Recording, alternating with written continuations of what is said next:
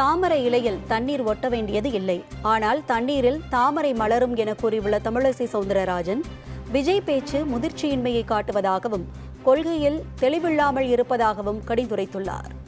அவேகாவோட மாநாடை பொறுத்த மட்டும் இன்னைக்கு ஒரு அரசியல் மாநாடாக நான் அதை பார்க்கவில்லை. ஒரு நடிகரை பார்க்க வந்த கூட்டமாகத்தான் நான் பார்க்கிறேன். அதுவும் இன்னைக்கு அவரோட பேச்சில் ஒரு முதிர்ச்சியற்ற தன்மையை நான் பார்க்குறேன். ஏன்னா அவர் கொள்கை எதிரி பாஜகன்னு சொல்றாரு. அப்பனா அவரோட கொள்கை எதுன்னு சொல்லலை. கொள்கை எதிரி பாஜக, உங்க கொள்கை தான் என்ன? ஆக ஒரு தெளிவற்ற தன்மையில் இருக்கிறார். ஒரு பக்கமா நீங்க பேசக்கூடாது என்பதும், நீங்க இன்னைக்கு பார்த்தீங்கன்னா ஒரு அரசியல் கூட்டம் மாதிரி இல்லை. அவரை பார்த்த உடனே கூட்டம் கலைய ஆரம்பித்து விட்டது. தாமரை இலையில தண்ணீர் ஒட்ட வேண்டியதில்லை, தாமரை தண்ணீர்ல மலரும், ஒட்ட வேண்டியதில்லை. அதனால ஒட்ட வேண்டியதுல ஓட்டு வரும். அதனால தமிழகத்தில் தாமரை தண்ணீரில் மலரும், ஒட்ட வேண்டியதில்லை. அதனால அடிப்பதா உங்க சின்னம் எது, எதெல்லாம் ஒட்டிக்கிட்டு இருக்கீங்க? இப்படி நிச்சயமற்ற தன்மை வைத்துக்கொண்டு பேசிக் கொண்டிருக்கிறீர்கள்.